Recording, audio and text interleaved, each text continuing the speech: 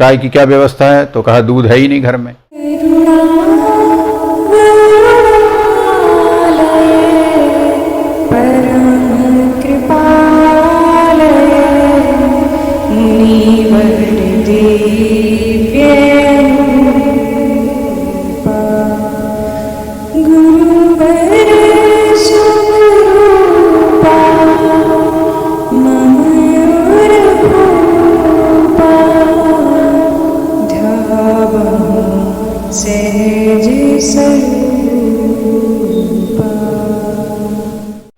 मित्रों, बात उस समय की है कि जब महात्मा जी ग्राम चौराहेट में निवास कर रहे थे।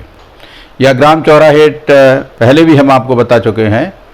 ये जो है बाबई तहसील में होशंगाबाद जिले में स्थित है और बड़ा प्रसिद्ध गुर्जर क्षत्रियों का गांव है। यहीं पर महात्मा जी ने कुछ समय 1 या 2 महीने 3 महीने जितना भी निवास किया था। एक मंदिर था, मंदिर में ही एक कमरा था, उस कमरे में जो है महात्मा जी रहते थे। एक बार महात्मा जी के मन में आया चाय पिएंगे, तो इन्होंने जो मेहरबान सिंह जी हैं, जिन्हें बड़े वीर कहते हैं, उनके दादाजी को बुलाया और कहा कि हम चाय पीना चाहते हैं। घर में जाकर के दादाजी ने पूछा कि चाय की क्या व्यवस्था है? तो कहा दूध है ही नहीं घर में। तो बताया महात्मा जी को आकर के घर में दूध नहीं है। तो महात्मा जी बोले, भगवान, घर में दूध होना चाहिए। दूध होने से घर में सुख शांति बनी रहती है। जो व्यक्ति घर में कभी दूध समाप्त नहीं होने देता, उसके घर में सुख शांति होती है। कहा महात्मा जी अब क्या करें? चलो गाय लगा करके ले आओ। कहा महात्मा जी मुझे तो गाय भी लगाना नहीं आती। कहा चलो भगवान हम गाय लगाते हैं।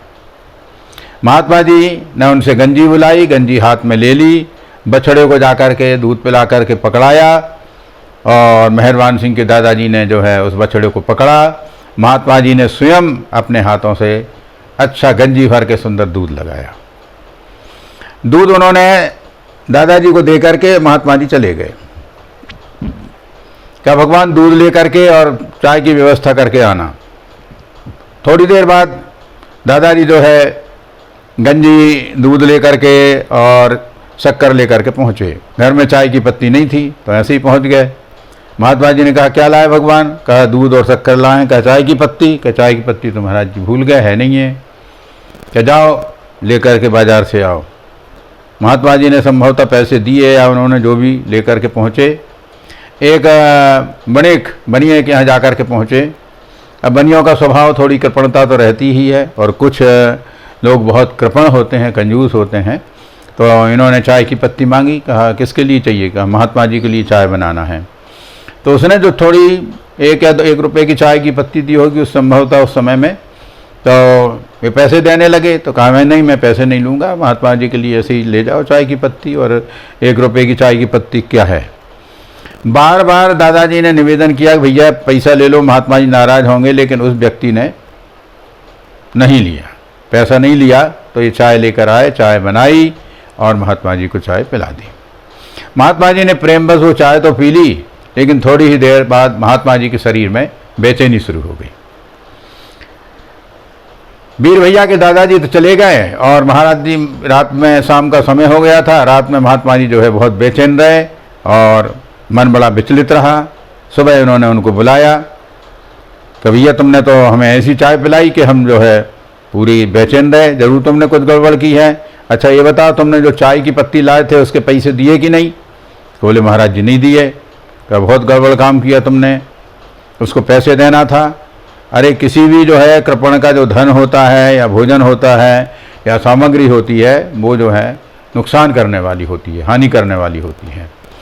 क्योंकि महात्मा जी तो महात्मा थे, साधक थे, सिद्ध थे, तो उनको इन बातों का बहुत ध्यान रखना पड़ता था। कभी कोई का दूध आता था तो दूध उठा के एक तरफ रख देते थे, नहीं लेते थे। भोजन की थाली भी अलग कर देते थे।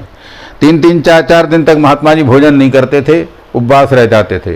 कभी कभी जो है दूध पे रह जाते थे। इस प्रकार से महात्मा जी का ये नियम था कि उनके सामने कोई भी वस्तु आई तो वो उसको देख करके ग्रहण करते थे या नहीं करते थे। कभी धोखे से कोई ग्रहण हो भी जाए तो महात्मा जी 3, 4, 5 दिन तक उपवास में ही रहते थे, भोजन नहीं करते थे। सबसे बड़ी विशेषता ये थी महात्मा जी के कि भले ही वो 4 दिन उपवास करें कि महीने भर उपवास करें, महात्मा जी के चेहरे पर कभी भी शिथिलता, ग्लानि, दुख कुछ नहीं दिखाई देता था। वैसे ही कि वैसे महात्मा जी प्रफुल्लित रहते थे, वैसे ही कि वैसे आनंदमय रहते थे। ये महात्मा जी की विशेषता थी। तो इस प्रकार से महात्मा जी ने उनको बताया कि भविष्य में इस प्रकार की कोई गलती ना हो। एक दूसरा प्रसंग और इस प्रकार है उन्हीं का। इनके जो बच्चे थे, पिताजी मतलब वीर भैया के पिताजी, तो महात्मा जी बात किया करते थे तो कि सिद्ध होते हैं। तो उन्होंने कहा महात्मा जी हमको भी आप सिद्धों के दर्शन कराइए। कहा ठीक है भगवान, रात को 2 बजे आप हमारे साथ नर्मदा जी में चलना, हम आपको सिद्धों के दर्शन करा देंगे। तो इनके वीर भैया के पिताजी और एक व्यक्ति और कोई था जो साथ में दोनों रात में सो गए। जब रात में सो गए तो नींद जो है घनघोर लग गई, उठने का काम ही नहीं रहा। तब एकदम महात्मा जी की आवाज़ उनके कान में आई कि अरे भगवान सो क्यों रहो, जल्दी से उठो, नर्मदा जी चलना है। इस प्रकार की आवाज़ आई तो वो दोनों लोग उठ करके बैठ गए और ज़ोर ज़ोर से पानी गिर रहा था। उस समय बरसात का समय था कि देखो महात्मा जी की आवाज़ आई, ये कहाँ से आई। फिर वो जाकर के महात्मा जी के पास पहुँचे कि महात्मा जी हमको ऐसी ऐसी आवाज़ सुनाई दी। कहा भगवान जब तुम लोग उठ ही नहीं रहे हो, 1 बज गए, 2 बजने वाले हैं और तुम उठ ही नहीं रहे हो, तो तुम्हें कैसे दर्शन कराएंगे, इसलिए आवाज़ आ गई होगी। इस प्रकार से महात्मा जी उन दोनों को साथ में लेकर गिरते पानी में कीचड़ का समय नर्मदा जी के किनारे जाकर के पहुँचे। नर्मदा किनारे जाकर के पहुँचे, 2 बज गए थे और महात्मा जी ने कहा देखो आप तुम ये पश्चिम दिशा की तरफ देखो, तुमको जो है सिद्ध लोग आते हुए दिखाई देंगे। थोड़ी ही देर के बाद ये लोग क्या देखते हैं कि ये एक विशेष विमान चला आ रहा है जिसमें विशेष प्रकार के प्रकाश निकल रहे हैं। ऐसा विमान नर्मदा जी के बीच में, धारा के बीच में जो है चलता हुआ चला आ रहा है। उस विमान को ये लोग देख करके आश्चर्य से अभिभूत हो गए और थोड़ा जब और पास आया, इनके सामने से निकला तो उसमें देखा कि ये एक दिव्य मूर्ति प्रकाश में उसमें बैठी हुई थी और ध्यान लगाए हुए उस मूर्ति का उन्होंने दर्शन किया और धीरे धीरे वह विमान पश्चिम दिशा की ओर चला गया। और जब पश्चिम दिशा की ओर चला गया तो महात्मा जी ने, उनका तो एकदम से आश्चर्य से अभिभूत होकर के मन वहीं लग गया था, उन्हें ध्यान ही नहीं रहा।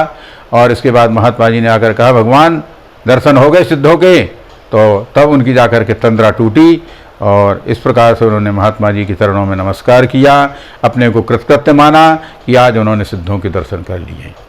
इस प्रकार से महात्मा जी ने उनके पुण्यों को देखा होगा, उनके क्रियाकलाप देखे होंगे, कुछ पिछले जन्म के क्रियाकलाप देखे होंगे, इसलिए तो उनको सिद्धों के दर्शन प्राप्त किए। इस प्रकार से महात्मा जी ने कई भक्तों के ऊपर, कई व्यक्तियों के ऊपर, कई बालकों के ऊपर अनेक प्रकार से, विविध प्रकार से कृपा की है।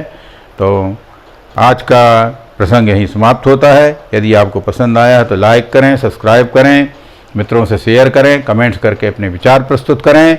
धन्यवाद। हर हर नर्मदे हर।